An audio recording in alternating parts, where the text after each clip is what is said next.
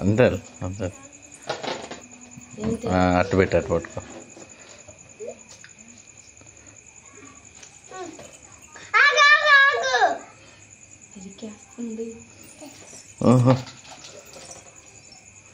ఒకరి నోట్లో ఒకటి పెట్టుకోండి.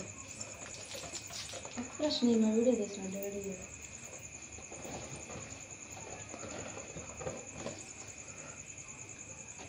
స్పూన్తో చేతితో పెట్టుకుని అట్ట తినేస్తారు కాసేపు.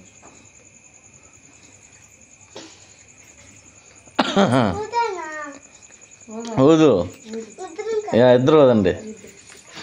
అది వెరీ గుడ్. తీసి పెరిగి అట్ట